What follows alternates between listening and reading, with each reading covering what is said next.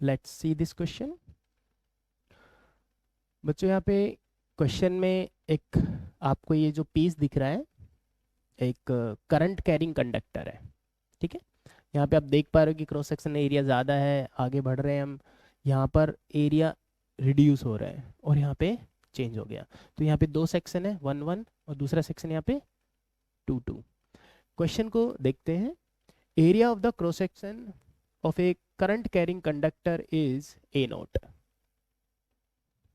ए note area है, and A note bye 4, ये कहाँ पे होगा, यहाँ पर होगा।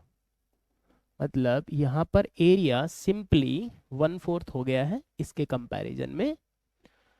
ऑलराइट, 1 and 2 यहाँ पे मेंशन किया है रिस्पेक्टिवली। इफ v alpha 1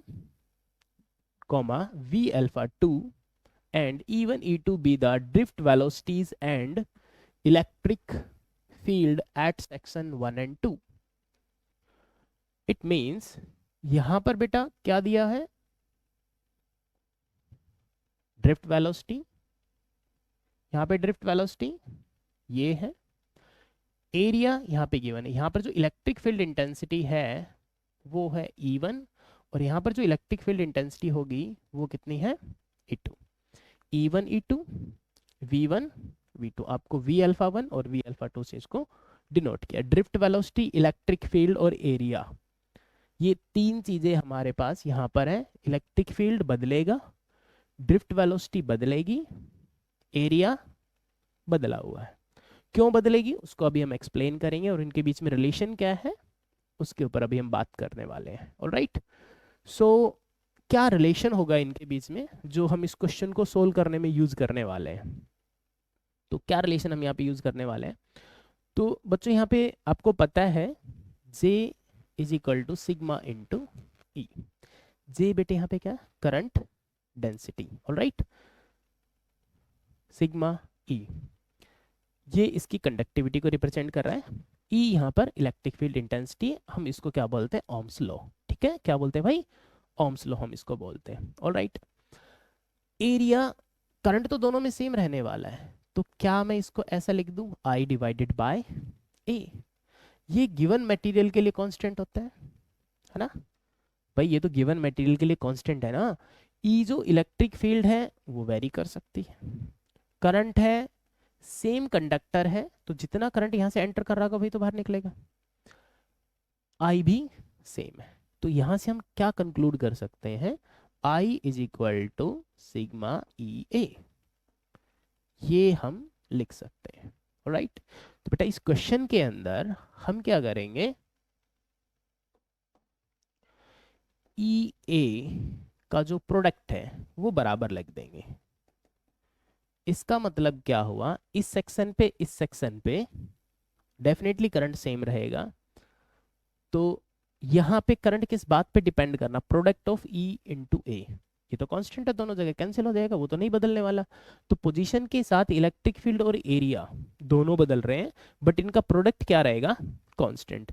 इन दोनों ही क्रॉस सेक्शन पे मैं ऐसा लिख सकता हूँ, E1 A1 equals to E2 A2, तो ये दोनों इक्वल है, और यहाँ पर अपने पास एरियाज गिवन है। तो मैं रेशियो की बात करूँ, E1 बाई E2 को मैं क्या लिख सकता हूँ, बट यहाँ पे E1 डिवाइडेड बाई E2 को हम लिख सकते हैं A2 डिवाइडेड बाई A1।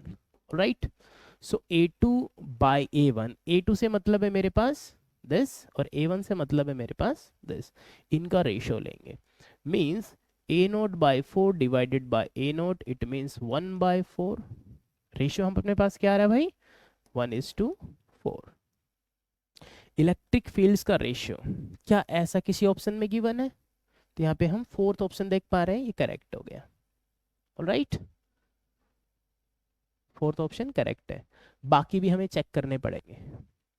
तो यहाँ पे एक रेशियो दिख रहा है आपको ड्रिफ्ट वेलोसिटी का, है ना, तो ड्रिफ्ट वेलोसिटी के बीच में क्या रिलेशन आप लिख सकते हैं, तो बेटा एक और हम यहाँ पे फॉर्मूला यूज करने वाले हैं, इलेक्ट्रिक फील्ड और ड्रिफ्ट वेलोसिटी में क्या रिलेशन होता है। तो बेटा ड्रिफ्ट वेलोसिटी का फॉर्मूला अपने पास होता है,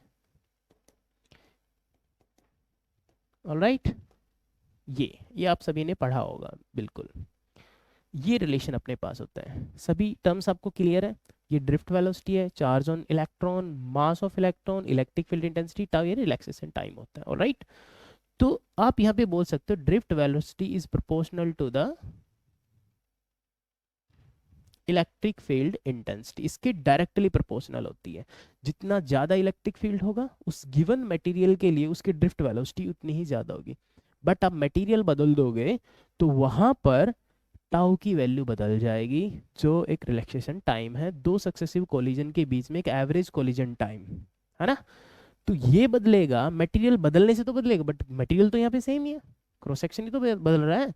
तो मटेरियल सेम है तो इट मीन्स ड्रिफ्ट वेलोसिटी के प्रोपोर्शनल टू क्या बोल सकता हूँ, मीन्स जो रेशियो यहाँ पर हमने इलेक्ट्रिक फील्ड्स का रेशियो निकाला था सेम रेशियो ड्रिफ्ट वेलोसिटी के भी लिख सकते हैं। तो हम यहाँ पे एड ऑन कर सकते हैं v alpha 1 divided by v alpha 2। Same ratio किसके लिए रहेगा, that means option A is also correct. Alright, option A if it is correct तो b will be wrong, if d is correct then c will be wrong। Alright, so इस question में option A and option B are correct. Alright, ये अपना question complete हो गया, ये इसका solution था। ध्यान रहे कि ये कॉन्सेप्ट हमने यहाँ पे यूज किया है फॉर्मूला, ठीक है, और एक ये वाला फॉर्मूला। ऑलराइट, ये सभी को पता है।